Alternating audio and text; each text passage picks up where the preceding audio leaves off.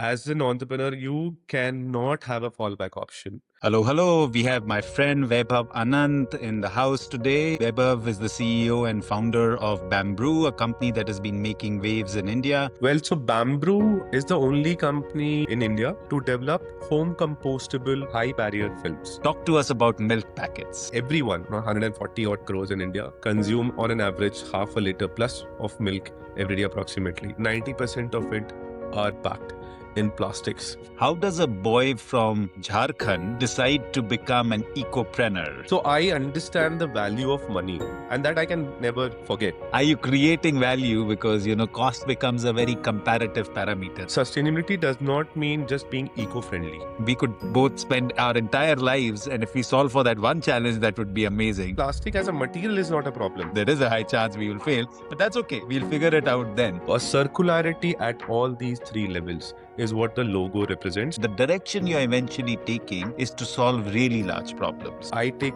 absolutely pride in that, we have been able to solve for this and will continue to solve for this in the future as well.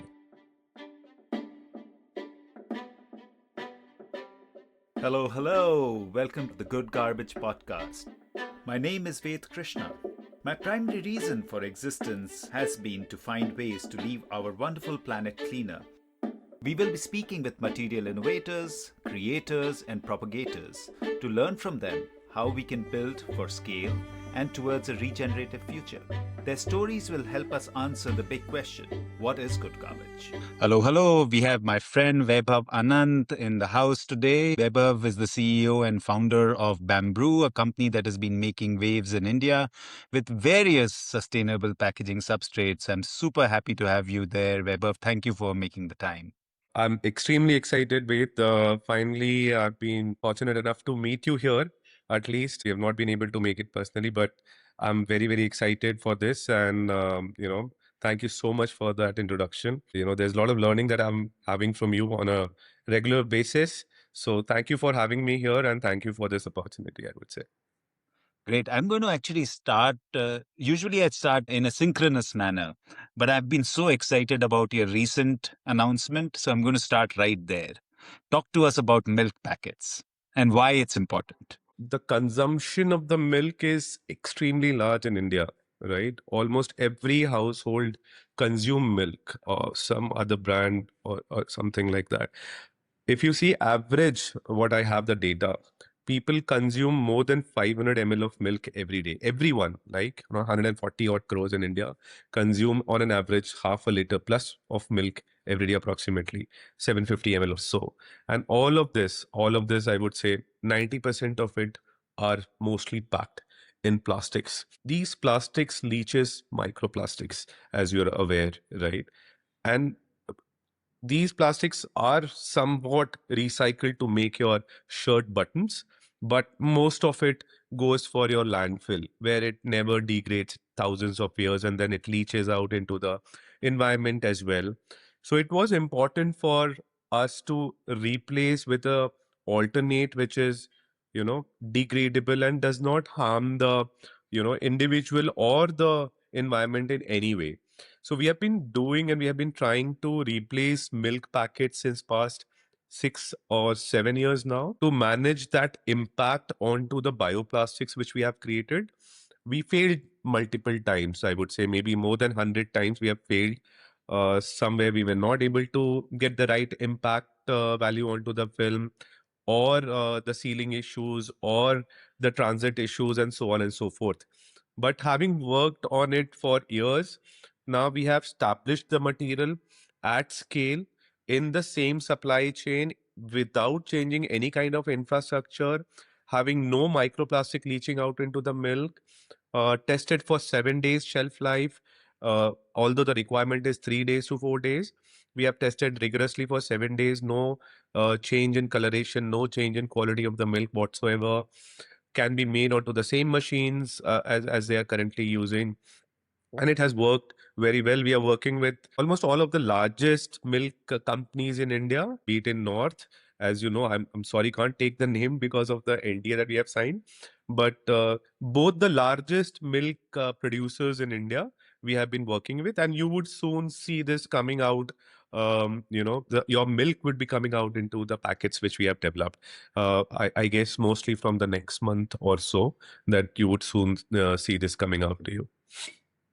This is huge, Vaibhav. I'm so excited to have that because it's such a huge challenge. And you're right. Like, I'm just translating the numbers 1.4 billion people. And you said, almost everybody consuming milk. It's a huge impact. But now I'm going to step back. How does a boy from Jharkhand, which is a small state in India, decide to become an ecopreneur? What has that journey been like? And tell us more about your early influences that might have shaped your mind. We read a little bit about your mother and that influence, maybe other things, maybe in your childhood that you feel that on 2020 hindsight, these things must have shaped me in some way to choose the direction I have chosen. Great question, Ved. I would say so. I come from a very humble and a very, middle class family background. My father was a professor of English. My mother was a homemaker and also a social preneur as well, I would say.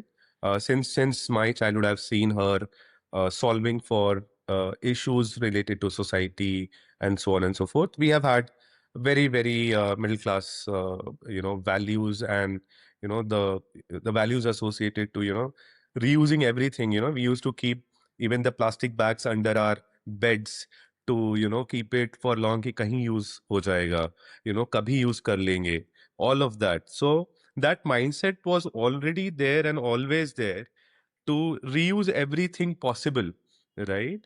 And not throw anything for that matter, right? Because we understand the value of money, right? And since my childhood, I have always wanted to do business. Been an ambitious guy, because one thing that I always wanted ki there should not be any financial burden, because even to take a bicycle for myself, my father used to take a loan of 1400 rupees. So I understand the value of money, and that I can never forget. Now, when I realized that there is a and I've worked through it through years. I've worked with large institutions.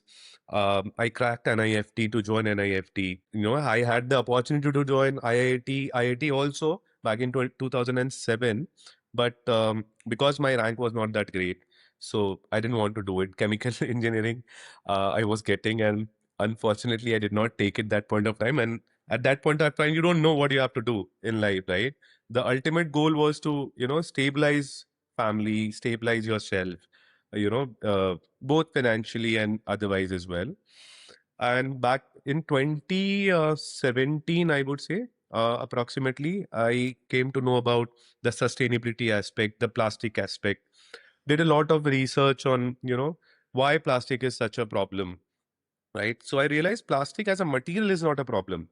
It's what we have, we have been using it the way is a problem, right? So what can we do to solve it? Because human behaviors are not going to change. You cannot change a human behavior so quickly. I mean amazed to see how quick commerce have changed our behaviors, but but as a product like plastic, we can't change our behavior. So what should we do about it? And it was a very large space to solve something for. You know, it was fitting very rightly into doing some business, making good money, and at the same time solving for the environment as well. So I said, why not we try and solve for it? And then initial years I spent on understanding the materials. What are the different materials? Source materials from China, Vietnam, you can Japan, multiple places. Then initially the first product that we tried to solve for was straws. So we chose bamboo as a material because India is the second largest producer of bamboo in the world. Still, we are the net importer of the bamboo products, which was very surprising for me. And then I spent roughly around more than 6 months in the jungles of Assam, Arunachal Pradesh, training people, the tribals there, to how to make these bamboo straws using, and we invested into machines to give it to them, train them how to make this. But unfortunately, that was not a very scalable model. the quantity that we required and the quantity that we were able to produce there was a huge amount of disparity in between that. So yeah, so that's how we started the journey. As a person coming from Jharkhand, I always have this motivation and the thought of doing something big in life. And I realized that with a job, maybe I will not be able to fulfill my dreams, my personal dreams. That yeah, kabhi bhi, if I have to take any medical help, I should not be asking anybody for help. I should have enough that I can take care of myself. If I have to go on holiday, I should not plan for years to, take a small holiday. And this is all rooted through the hardships that I've seen my father go through, right? Or, they, stitch things together. So that was the biggest motivation. See, anybody starts a business is largely for money, right? I'm at a situation, or learning from very many people, is that money is not everything, right? But money is a lot of things through which you can solve for real life problems like sustainability, like plastic, when you create alternative materials. So that was my journey from being a child to becoming like this, and those were the things that led me do this basically. Thank you so much for sharing that. But you kind of got this entrepreneurship idea early on because I think you started a edutech tech thing, then a platform for restaurants. So tell us a little bit more about those as well, those ventures and what they were about. Yeah. So during my college, I had something like Grofers, which I used to use it for our faculties and fellow mates. So, there was a small shop near the college, and then they will ask me if you can get these things and all of that, which I'll buy and give it to them. And then I get to get some money during the college. Then I had a logo design company during my college itself, then a reality business where I used to show people houses and you get, brokerage during my college. So after 5 o'clock in the evening, I'll go and show people places around. And then that's how I made my college journey easy for myself, because I used to make little extra for myself all the time. And after that, I started working with Aditya Birla.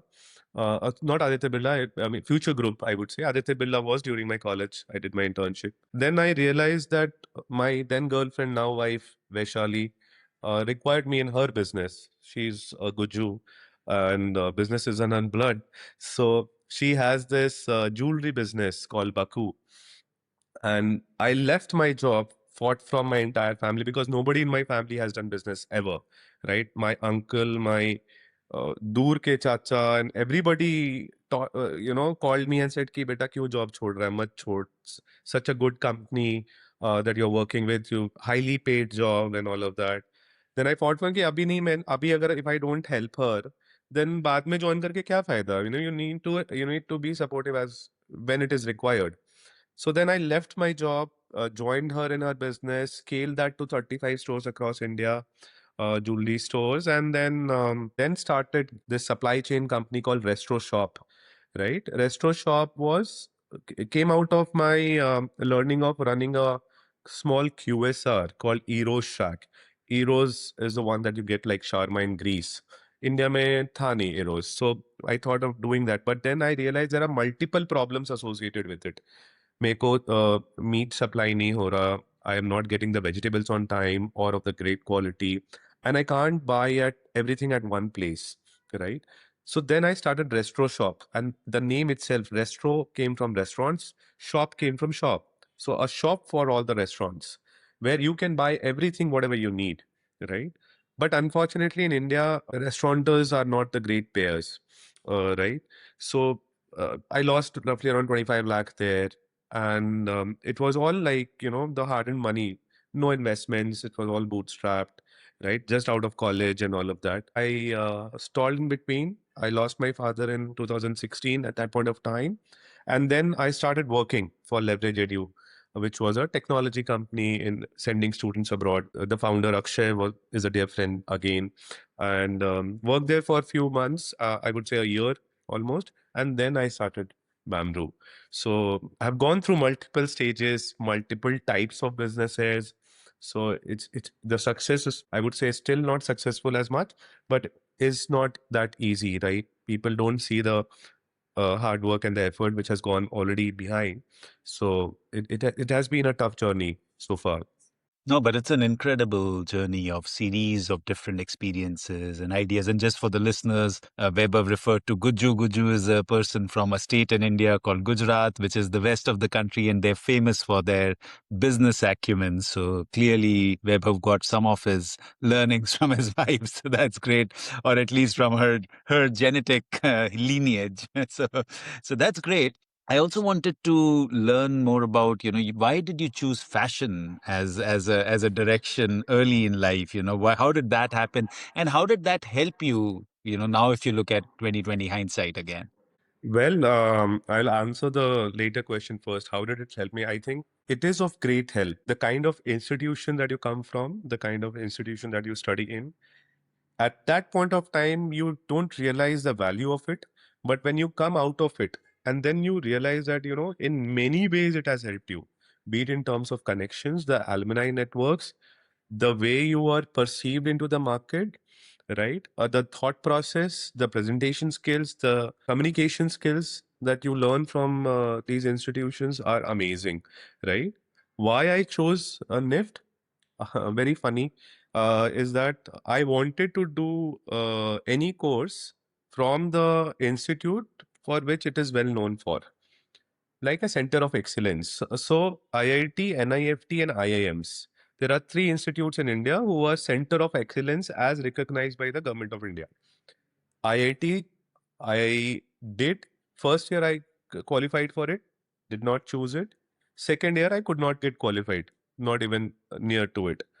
So NIFT, I qualified in the I mean, I qualified each time, but then I was preferring to get into IIT, so I did not choose NIFT. But then when I did not qualify for IIT, I chose NIFT because you know that your future is secured if you're doing it from the right institution, if you have the right pedigree, right? And that was the mindset then.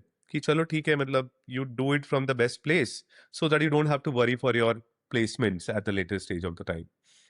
It's a beautiful name, Bambrew. And when you were talking about bamboo, I thought, there must have been some influence of that with that. So tell us more about the formation of Bambrew. How did it come about? And, what did it stand for initially? Apart from, you've already talked to us about the straw journey and the jungles of the Northeast, but beyond that. Yeah, so Bambrew name came from bamboo as a material, that because that was the first material we chose.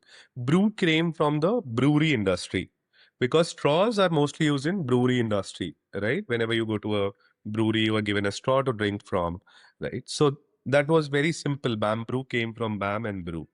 That was the whole story around it, and the three circles to it denotes the circularity, right? The circle is a never ending, there's no end point of circle. And the three colors that we have chosen, which is yellow, blue, and green. Yellow represents the warmth, that is the life. Every human is warm blooded, there's no cold blooded human, right? Then you have blue, as in, which signifies the water. So yellow represents the life forms, blue signifies the water bodies, and the green signifies the greenery, the trees and the plants around it. So a circularity at all these three levels is what the logo represents, and the bamboo, the name I told you already, came from. It's so interesting that you mentioned that. I've spent a lot of time in the recent past in Latin America and particularly Guatemala, where there's a lot of Mayan influence, and they use similar colors to signify, like different humans, different, different forms of nature, like similar to what you're saying. And so interesting that you reminded me of that. So there was also significant impact that COVID had on your business. Talk to us about that. So straw was stopped because nobody wanted to take the straws, and the entire restaurant business was closed, right? At that point of time, we have to think of how do we survive the business, and the online e-commerce was on boom, right? Then we always had this to create a biopolymer which can solve for the entire one-time use things, and the plastic mailers which all the e-commerce were using, that was one product that we needed to solve for. and we doubled down onto the R&D efforts to create that.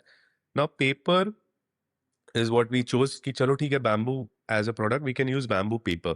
So we started then using bamboo paper because the strength of the bamboo paper is extremely good because of the fiber length and the low lignin content and high cellulose content into it. So we doubled down on R&D and created paper-based mailers which can be run on the same machines as of plastics. Now to do that, you need to have paper which is heat sealable. Now paper cannot be heat sealed because it does not have those properties. I learned this from pharmaceutical industry where they use a particular coating onto the aluminiums to create that heat sealability, right? When you see those blisters, those are all heat sealable. But aluminium also is not heat sealable. So how does it stick? So that's where I learned. I went to the factories of pharmaceutical companies to learn how it happens. And then I took that inspiration and put it onto the paper. Failed day one. So then again, we did some morphology change in ki, okay, for paper, because there is no cob in aluminium. Cob means the moisture absorption. And in paper, the cob is very high. So it was getting absorbed and it is not getting sealed. So did some changes there. And then we came up with the solution. Now we can make a heat sealable paper in the same machines which is being used by the plastics, and then move forward by changing some sealer there. So that's how we came up with mailers. We were the first one to bring this solution, and this happened in COVID. So, and we were, if you see my numbers, they have gone significantly up in COVID. So COVID acted as a boon to us, right? If we would not have acted, we could have always blamed it to COVID that we could not do it better. But then we were able to solve for it, and we were able to grow the business 50x in like, doing a business of 10 lakhs to doing a business of 50 crores is what we did in that period of time. So it acted as a boon for us rather than a setback, I would say.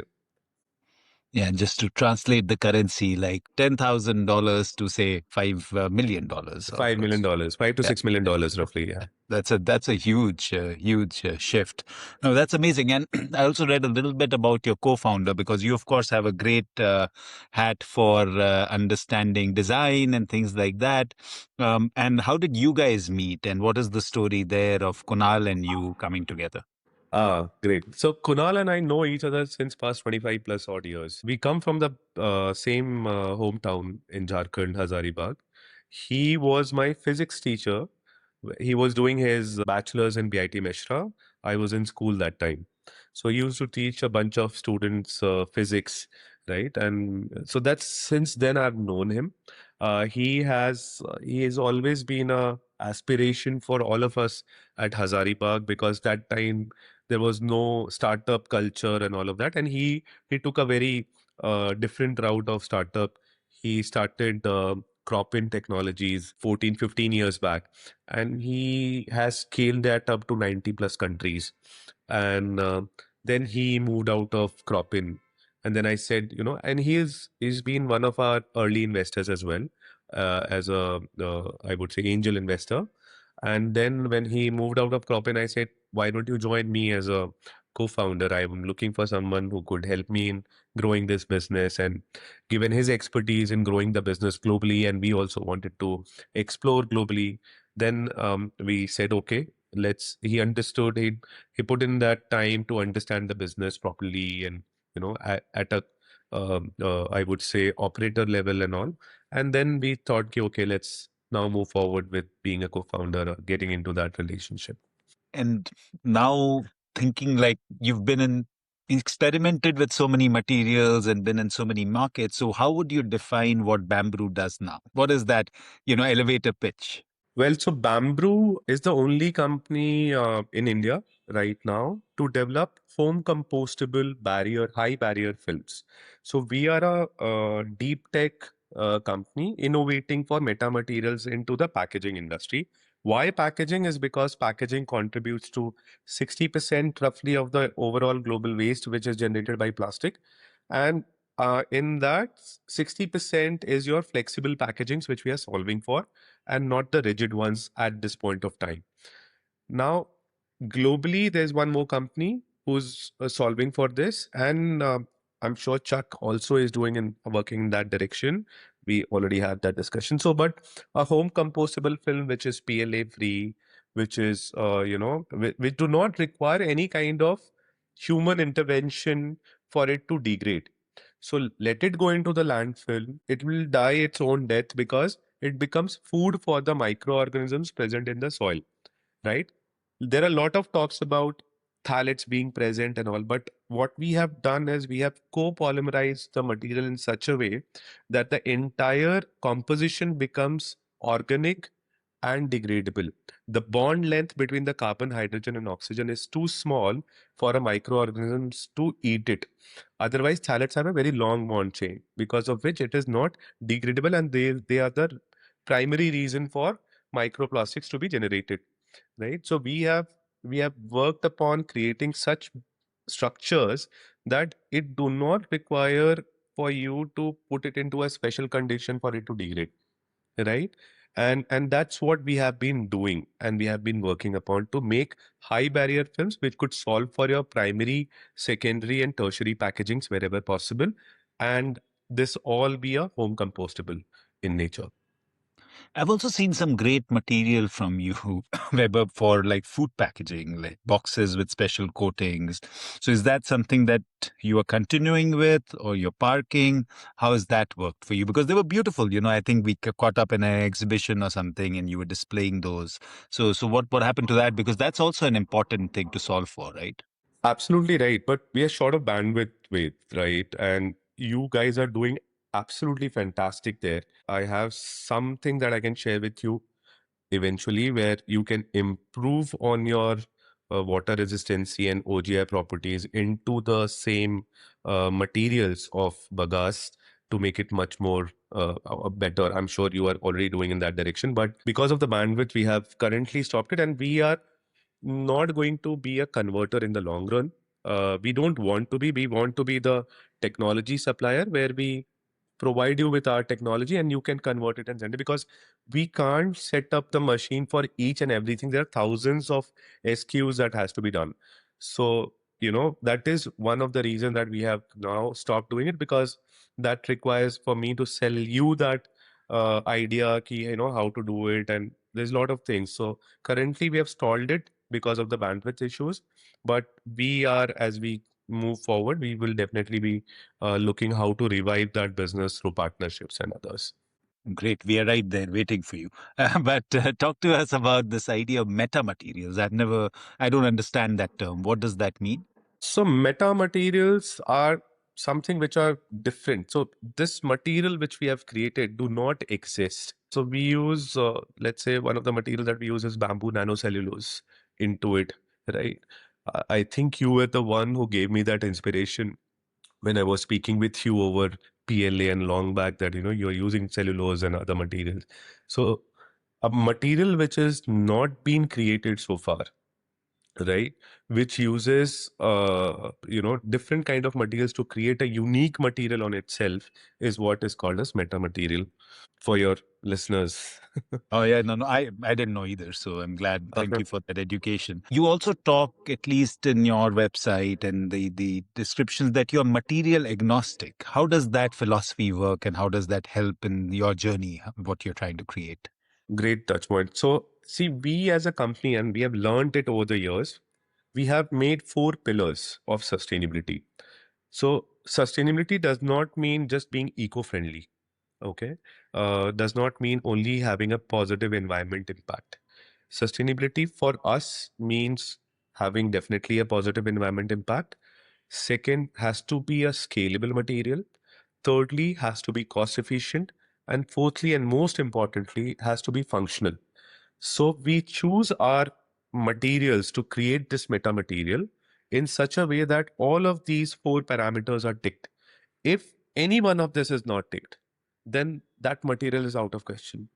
Now we say material agnostic is also because bamboo, somewhere people started to think we are a bamboo based company, which we are not. So we have to, open that up and say, hey, we are a material agnostic company. We are not a bamboo based company. We choose materials which lies in these four parameters, and then we create. It's very logical. If you think, deeply, you will understand this, that, these four parameters are important for anyone who's looking to work into this space. If you are able to, if your materials are able to tick mark all of this, you have reached nirvana. And then, you just work on it, right? Yeah, absolutely. Like I feel that the dharma of packaging is to protect what is inside. So that's not a negotiable. If you don't do that, you're creating a bigger harm. And of course, in the end, I wouldn't call it cost efficient. I would call it value efficient. Are you creating value? Because cost becomes a very comparative parameter, right? It's all about what is available, and why are you going to be cheaper than that? Because then it's difficult to create value from that. So my thinking will always be that, are you creating value for the customer? Because that's the only reason they are going to buy, come what may. We've seen enough bans come and go, and, government restrictions, they don't really work till the customer is really, really keen that, okay, let me go for this because it'll help me in some way or the other. So it's great that and we've talked about this maybe few months back about the flexible packaging. I didn't realize it was becoming so central to your existence. So talk to us about the challenges you face today, and what is the focused product. Of course, one of them we've talked about is milk, which is an amazing, I think we could both spend our entire lives, and if we solve for that one challenge, that would be amazing. But are there other directions, and what are the challenges that you're facing in those ideas? See, every day there is a new challenge, with you know it very, very well, right? So somewhere something goes off, then again you have to solve for it. Let's say for us, the challenge is more on conversion part, right? Because we can't really invest thousands of crores today. So finding the right partner to convert is very important. And, reliable partner to convert is also very important, because somewhere the other, we have always faced this issue that, you're backstabbed. When you give the material, you get the customer to you, and then somewhere you try to sneak around and then directly, hey, आप Bamboo से क्यों कर रहे हो? I will only do it for you. All of those things happens. So finding the right reliable partner is important. Chalta hai attitude is so much here, that is, something which is non-negotiable for me as a person, as a company. I drive that. That, if we have to give the quality, we have to give the quality. There's no compromise on quality whatsoever. अरे sir चल जाएगा ना, इतना ही तो है. So those things, it's important for a company to stick around, the ethics and so these are the only things I would say. And there are, practical challenges on a daily basis. You only realize when something is manufactured, something is going at scale, and so on and so forth, right? But yeah, finding the reliable partners, converting space mein is the challenge that we are having. So if you were to look at one application that is really kind of inspiring you, and okay, I'm going to first solve for this, what would that be? If that is like, okay, this is what I really want to devote the next year kind of doing, what would that be? Staples packaging, right, which contributes to a very large amount of any FMCG product, I would say, which is very fast moving, where the life of that product after consumption is absolutely zero. So you just throw it. You don't even keep it in your, let's say, your rice, your pulses, your flours, all of that, right? Your salt, for that matter. So we are working with, again, the largest iconic brand in India, to solve for the salt packaging, right? Even the staples packaging for them. These are two things that I would say is the most prime focus area for me at this point of time. Although we are working with other large categories as well, let's say female hygiene packaging or care packaging, right? Uh, then babies diaper packagings, right? Which all are very, very largely consumed materials into the ecosystem, which creates a lot of waste in the plastic space. So we want to solve for these three, four categories first. And we are almost there. So another 2, 3 months, you would be able to see this also coming to you in Bambrew's solution as well. So these are the 4, 5 things, along with milk, is what we are looking to solve for. Oh, that's amazing because it's so wide, like you were talking about your mum saving all the plastics under the bed. We also, when we were growing up, knew exactly where we'd find a plastic bag. It was also always under the mattress, my mum's mattress. That was the place you would go and find, and you could carry it. And of course, it was all about saving that plastic, which was so important back then.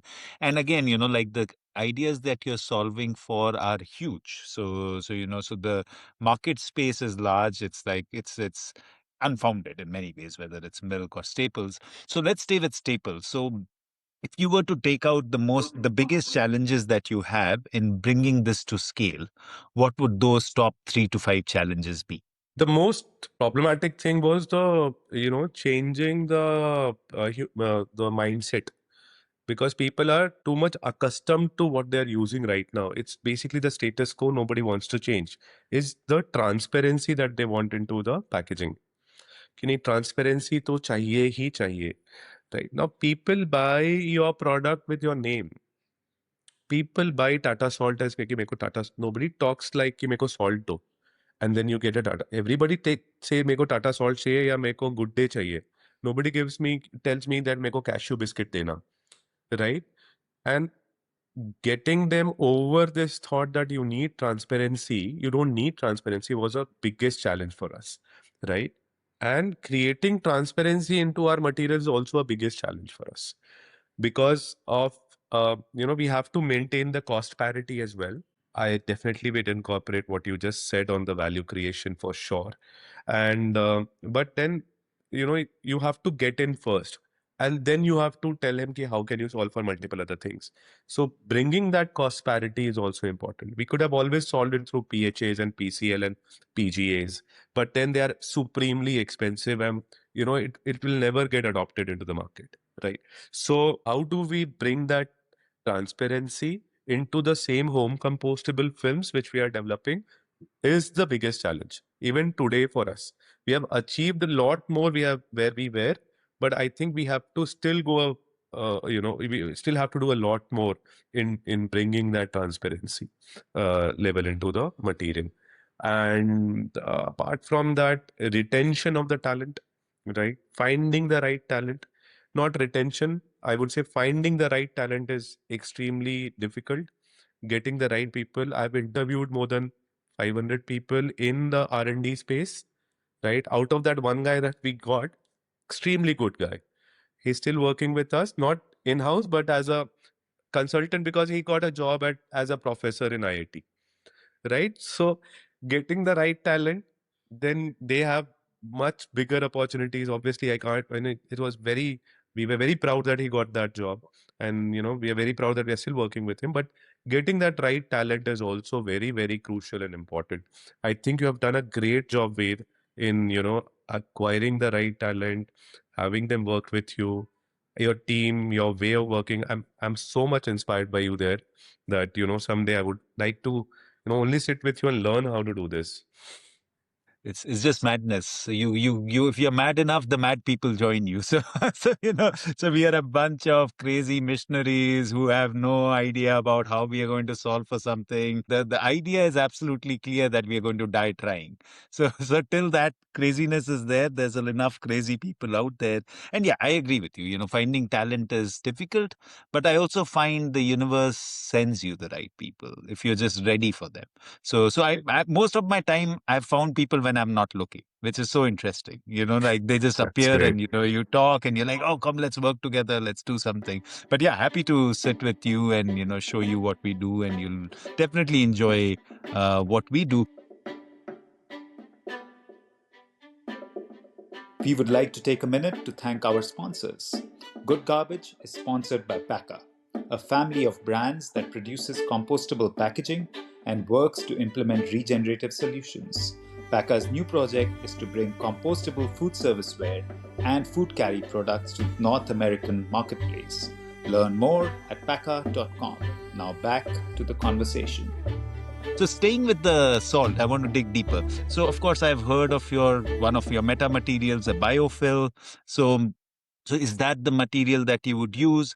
And my second question to you is that actually what you're solving for is even more difficult than what we have ever solved for, because more or less these are monomaterials, as far as I know, and you can correct me if you're wrong. And what happens then is again the cost, right? Just now, with the petroleum prices rising, we could have some help, but otherwise there will always be a comparison with the kind of cost side, because they are fundamentally monomaterials with a certain shelf life and they don't need as much barrier as some other kind of substrates. So how do you counter that? Say if we were to park transparency aside, say if somebody was to say, okay, the it'll, if it's a little cloudy, it'll do, if it's a little whitish or whatever, grayish, it'll do till it solves my challenge and till it meets my cost. How close would you be there? So just one plain simple answer, we are just roughly around 2% expensive than what plastic Wow, is. that's amazing. Not even today, not even at the prices at which the plastic is operating today, but business as usual, right? In the bottom line, right, is what I'm talking about. Not at the cost to cost wise, but in the bottom line, we are less than 2%, 1.75, 1.8% is what the change that it will bring to you when you adopt to our material while maintaining all the barrier properties. Or even better, let's say, for example, for salt, we have given them less than 1 water vapor transparency rate versus what the requirement was, less than 10, right? So, barriers are solvable. Globally, nobody's been able to solve for barrier. People have these biodegradable or materials and solutions, but nobody has the barrier for primary packaging. Even in India today, you can ask me, nobody works in that space. Nobody's been able to. The claims are many, but the actual commercialized product in the market are none, right? So that's what I take absolutely pride in that we have been able to solve for this, and we continue to and will continue to solve for this in the future as well. So I want to dig deeper on the bottom line. Are you saying that the total cost, including the salt, it's going to increase 1%? Or are you saying that the total packaging cost will increase 1%? Because total cost of the packet, they will have a challenge if you increase it by 1%. But if your total packaging cost is going to even increase 10%, they may not have a challenge, because the packaging cost will be what, like 5% of their total cost. So just clarify that for us.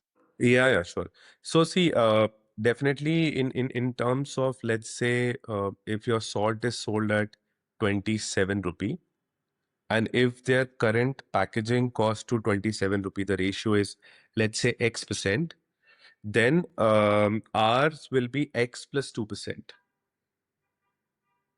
That's it. So That's out of, wonderful. Yeah. yeah, 27 rupee may, let's say, for example, if your cost of packaging material is 3% today, then it will be 5% tomorrow with our material. And the total impact may not be that much at all when they look at the total cost. Maybe 27 will go to 28. Yeah, that's right. Not But even then when 28. You they, don't even have to do yeah, 28.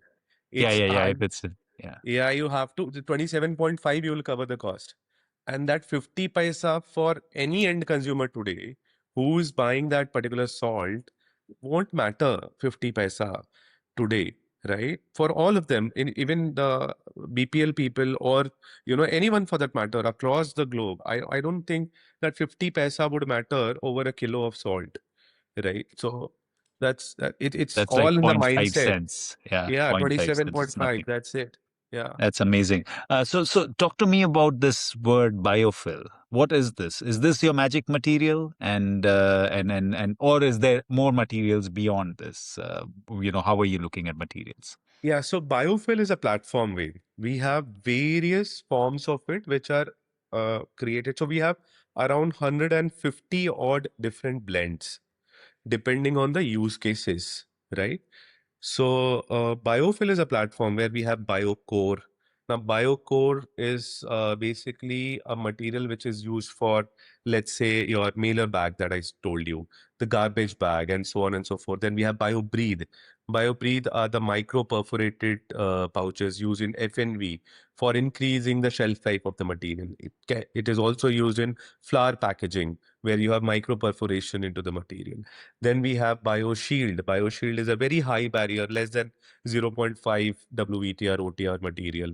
Then we have BioPrime, which is more towards transparency, right? BioPrime with barrier is called BioShield. Then we have BioMet. BioMet is a metallized biofill, right? Then we have BioPap. BioPap is biofill with paper, right? Which we are currently doing for solving for soap wrappers with the globally largest brand in the world. So likewise, there are roughly around 16 different materials which we have. Under 16 different materials of categories, we have subcategories to solve for. Let's say in garbage bags, there are something which is used in your home, right? For which, let's say you see this, you can order us with us online. This is a garbage bag. Now, this bag is it's differently made for home and differently for industrial usage, because under industrial usage you require higher strength, right? So we have a BioCore HS, which is BioCore high strength, which is being used only for your garbage bags in that case. So BioFill is a platform which under which there are various blends that we have, which has been nomenclated differently to solve for different industries and use cases as well. So we have something now we have solved for your automobile industry as well, where you require that VCI coatings, which is required to pack those nut and bolt to protect it from corrosion. We are the only company to bring that into our compound form itself, right? Generally, plastic is coated with VCI to give that property. However, in R, we don't have to use that coating. We have to just use that granule in the film, and you'll get that property into granule in the film that you are just blowing. So that also we have solved for. And likewise, there are various use cases. Biofill is a platform. That's it. That's a lot. So if you were to identify one base material that you use the most, so, like we come from the cellulosic discipline, a lot of people come from maybe the PLA side, PHA side, seaweeds. So what would that one base material be that excites you the most, and you are incorporating that most into your products? And of course, as much as you can share, and for anybody who's enthusiastic about it, they can be inspired by that material there. I think you already know we had this discussion. It's PBAT, right? Polybutyl adiabate coterephthalate. Now here we are also using BDO, which is the main component, which is butanediol. See, there are two streams to solve for in sustainability. One is called upstream and one is called downstream. Upstream talks about the source of the material, where it is coming from, and then you solve for it where you're trying to use seaweed or PLAs or any other material where the source is organic or natural in nature. But we as a company are currently solving for the downstream first, which is what happens after the consumer has used the product, whether it is going to stay in environment or not. Let's say, for example, PLA, if you don't put it under industrial composting, it will remain in your environment for a very long period of time. However, in our cases, as we are doing home compostable films, our material are not going to stay in an environment for a long period of time. It will degrade because of the various natures and aspect of it, right? So we are trying to solve for downstreams. So PBAT is one of the key material that we use, as you can say, base for many other things, but there are multiple other things goes inside it to make it feasible to be used in the industry that they are applicable for. And also, I think it's a very wise thing to focus on that, either doing upstream or downstream, because ultimately, there are challenges of availability as well. A PBAT or a PBS will be more easily available than trying to find a polymer that, then you're trying to struggle in terms of availability, cost. functionality, even I would say consistency. So these are still things being solved for, while a PBAT or a PBS will be, which it's more or less stable. You'll easily get it. Absolutely. That's Yeah. why one pillar that we have is scalability. We are talking about 450 million tons of plastics to be replaced, right? For that, you need to have that amount of source. Your supply chain should be right and tight for that matter. Now, this is my first level of solve of downstream.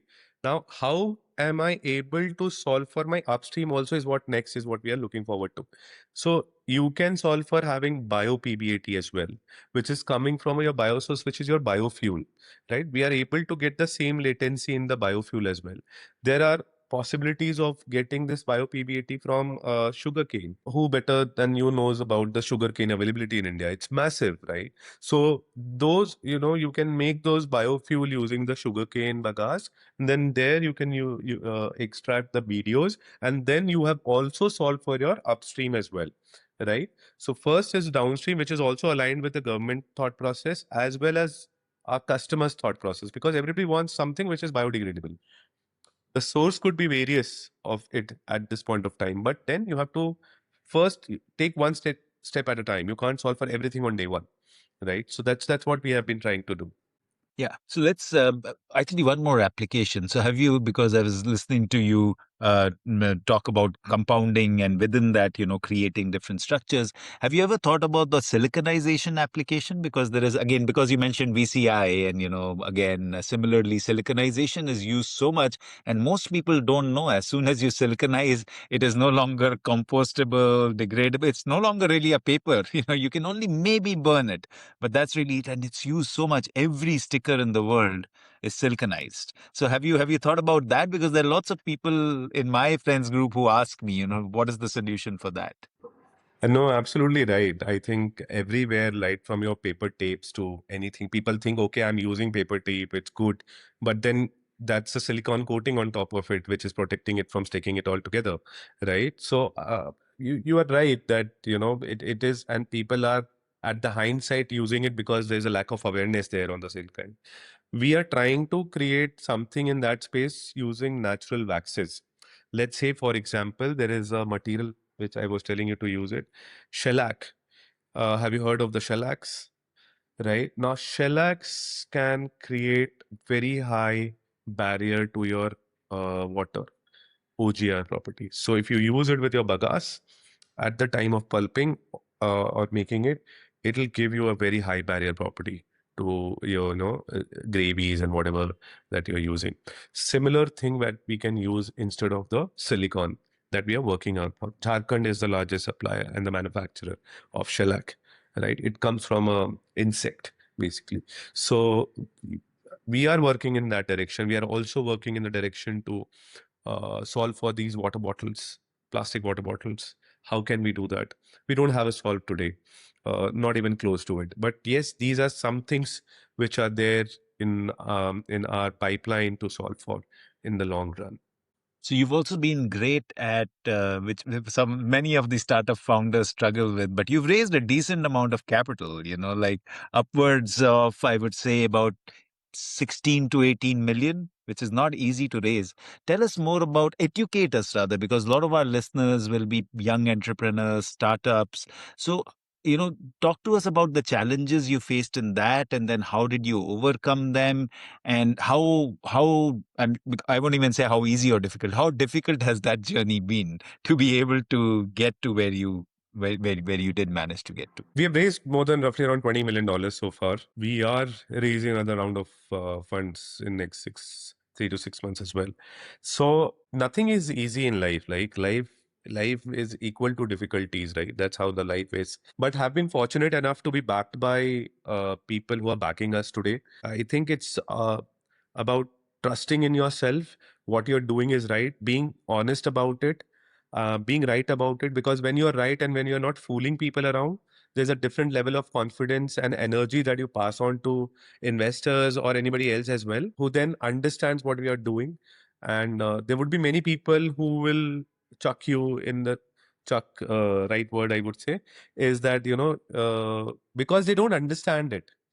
So you have to identify the right people that you are pitching to. And when everybody is stupid enough to not identify that, myself, right? Being rejected by multiple of them. It's not that we pitched to one and then we got the funding the next day. No, it did not happen like that. We have faced death valleys couple of times.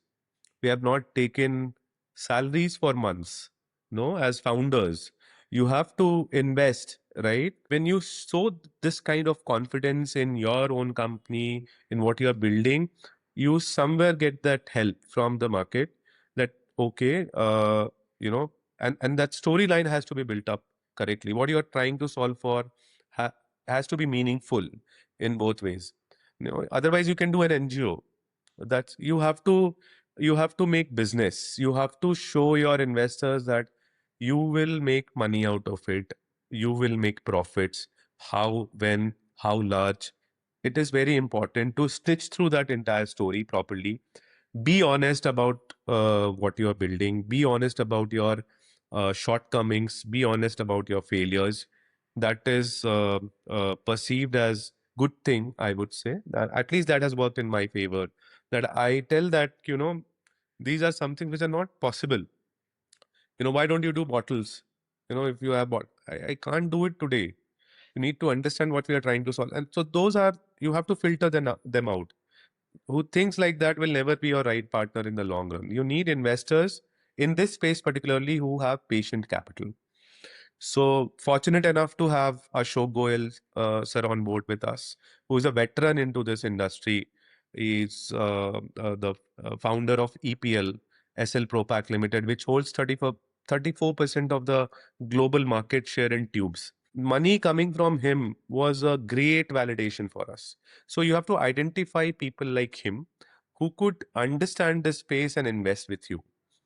And you have to, persistence, perseverance, honesty is the key. Like, you have to, if you really believe in your idea, you have to keep doing it. No matter what, you have to keep doing it. Every single day you will be demotivated multiple times. You will feel like, just chuck it. What am I doing? I was better at job. Should I move to job? All of these thoughts will come. It will come for sure, everyone. I don't know about you, but I have had these thoughts multiple times, right? And I'm sure a lot of fellow entrepreneurs that I speak with, they always have this thought. But you have to keep at it. Keep at it, keep at it. If you're doing it right, keep doing at it. And then you will have to, you need to also know how to sell yourself. It's something that you can learn, right? It might not come naturally to you, but you have to learn.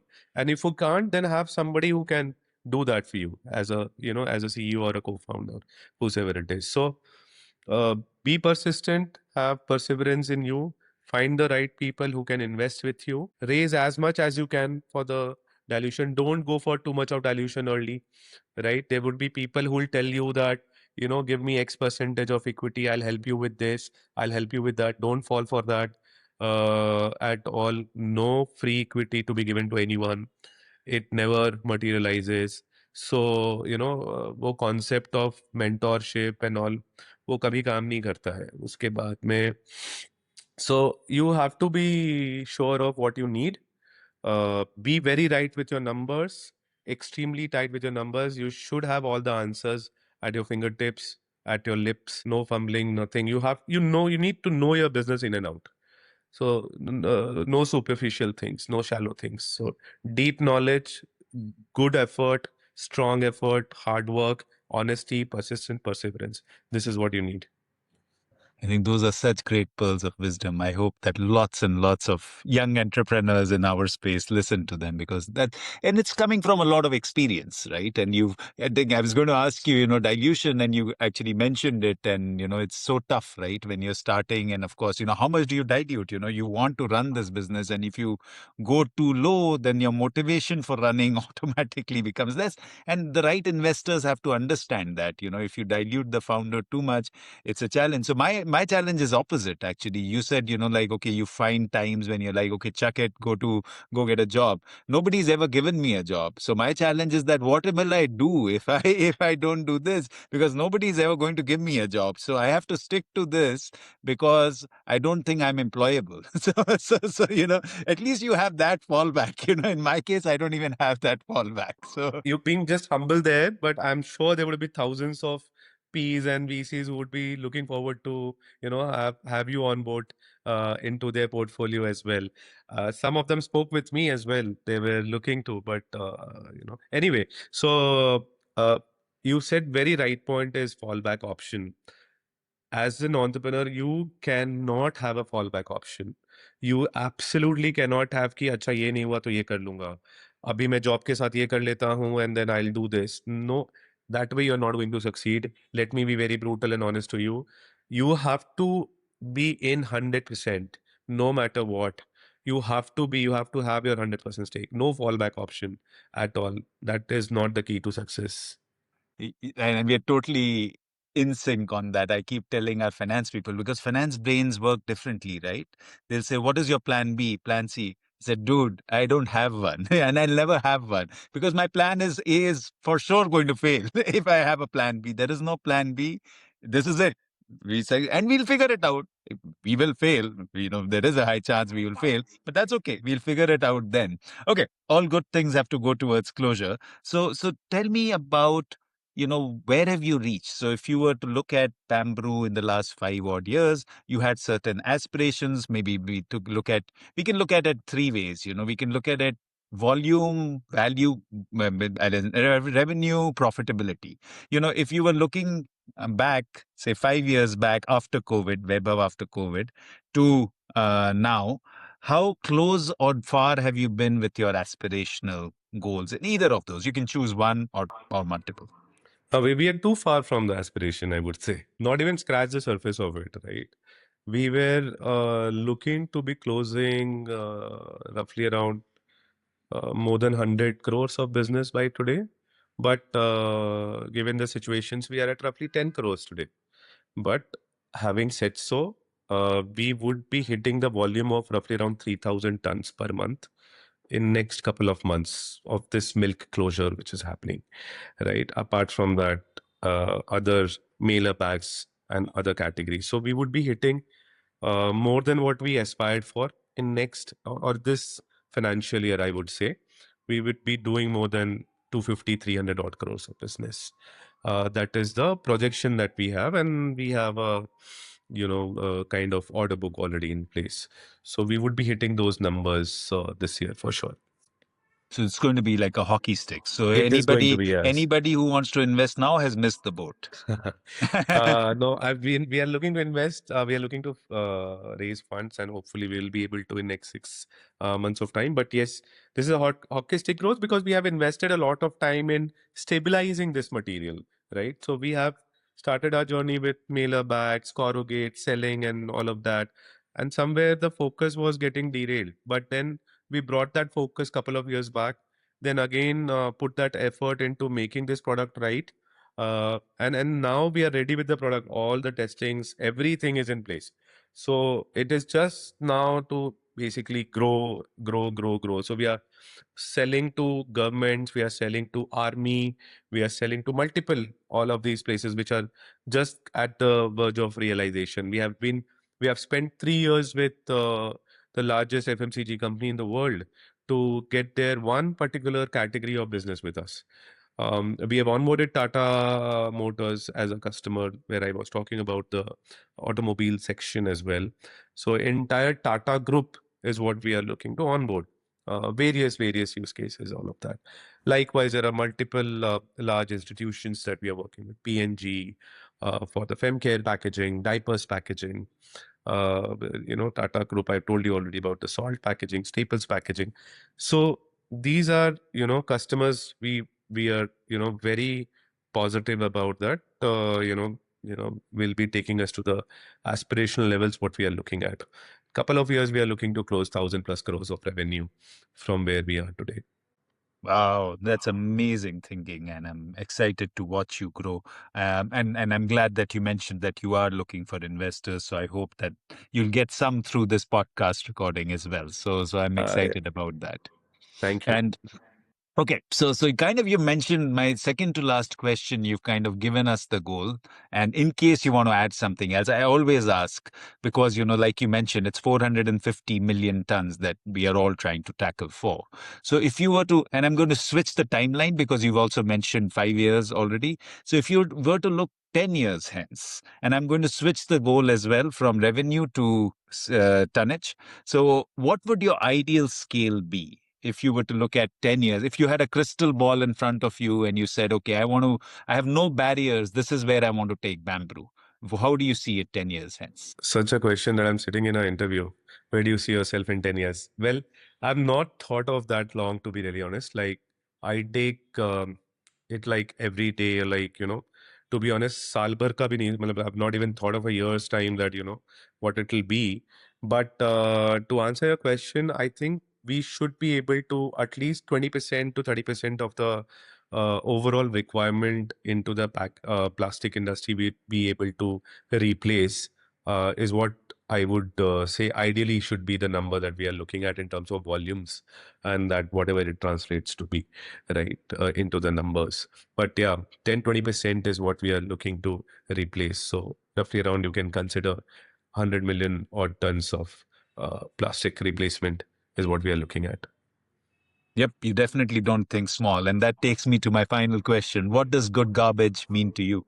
I think it's a great platform, and thank you for starting this up. I've been following this since it started, right? Very, very long back. I think we need to have more of these things where we build a community of like-minded people who, because it cannot be solved by me and by you and by anyone alone. There has to be a group of people who are thinking in the same direction, and and this good garbage podcast that you have started, I think it will bring these people together. I try a lot to share thoughts, understand. I call you multiple times, is what I'm thinking, what do you suggest and all of that. Likewise, I try to build that with everyone into this domain, that we are not competition to each other. Let's solve for it, because we can't, even if we want to, we can't solve for 100% of the market share, right? So there's enough of space for each one of us to grow the business together. Whatever the shortcomings you are facing, maybe I can help you to do that. Whatever the shortcomings I'm facing, maybe you can help me to do that.